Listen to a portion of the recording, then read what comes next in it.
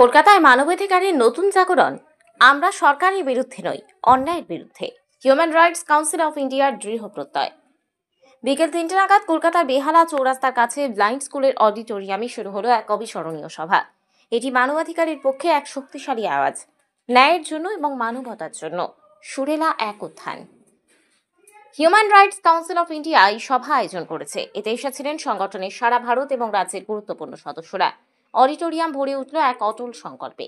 মানবাধিকার রক্ষা করা মানেই মানুষের সম্মান রক্ষা করা। এই কথা প্রত্যেকের মনে গেঁথে গেল। মানবাধিকার কি? এটি শুধু কাগজের আইন নয়, এটি প্রত্যেক মানুষের জন্মগত অধিকার, যেমন স্বাধীনতা, সম্মান এবং নিরাপত্তা। এই সভায় সবাই এসব নিয়ে আলোচনা করল। সমাজে এগুলো হারিয়ে যাচ্ছে, তাই ন্যায় প্রতিষ্ঠা জরুরি।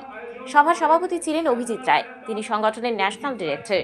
তাঁর বক্তৃতা সবাইকে উদ্বুদ্ধ করল। তিনি বললেন, মানবাধিকারের সঠিক অর্থ কি, সমাজে ন্যায় কিভাবে আনা যায়। তাঁর কথায় শ্রোতারা মুগ্ধ হলো।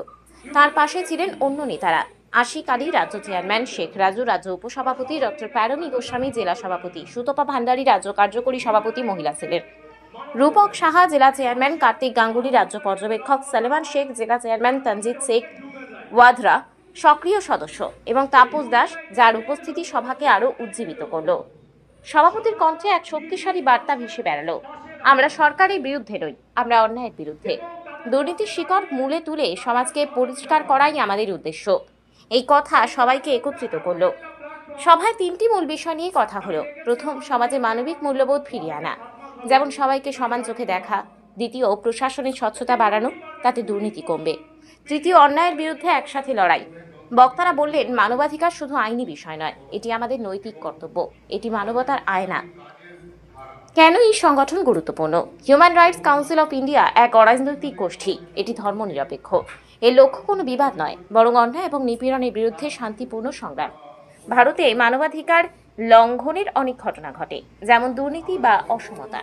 এই সংগঠন সেগুলোর বিরুদ্ধে কাজ করে। সবাই একমত হলো যে মানবাধিকার রক্ষা না করলে সমাজ দুর্বল হয়। এটি প্রত্যেকের দায়িত্ব। সভায় উদাহরণ দেওয়া হলো কিভাবে দুর্নীতি সাধারণ মানুষের জীবনকে নষ্ট করে, কিভাবে স্বচ্ছতা সবাইকে সাহায্য করে। সভা শেষে সকলে অঙ্গীকার করলো সংগঠনের নিয়ম মেনে মানবাধিকার রক্ষায় কাজ করবেন সক্রিয়ভাবে। সবাই মিলে বলল, মানুষের অধিকারের জন্য লড়াই আমাদের সত্যিকারের ধর্ম।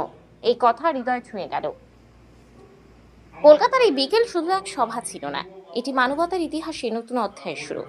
অন্যায়ের অন্ধকার ন্যায়ের আলোয় হার মানবে, মানুষ তার সত্যিকারের সম্মান ফিরে পাবে।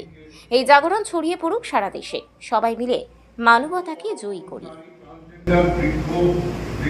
শিশু, পশু, পাখি, পরিবেশ সবাই সমান মূল্যবান হবে।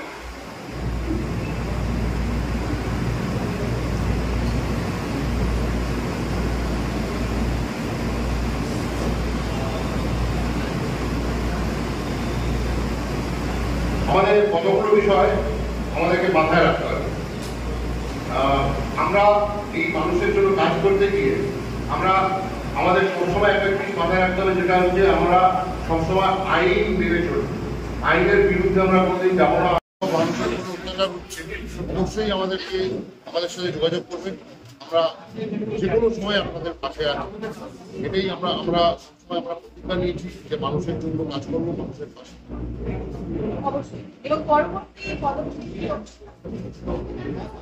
ডিসেম্বর মাসে একটা বড় অনুষ্ঠান হবে, সেটা হচ্ছে রাষ্ট্রীয় গৌরব সম্মান। এই রাষ্ট্রীয় গৌরব সম্মানে যারা আমাদের সমাজে এমন কিছু কাজ করেছে যার জন্য আমাদের সমাজ তাকে নিয়ে গর্ব করছে, তাদেরকে আমরা পুরস্কার করব। এবং এই সম্মানে চিফ গেস্ট থাকবে মীনাক্ষী চ্যাটার্জি এবং তার সাথে টলিউডের আরো অনেক অভিনেতা।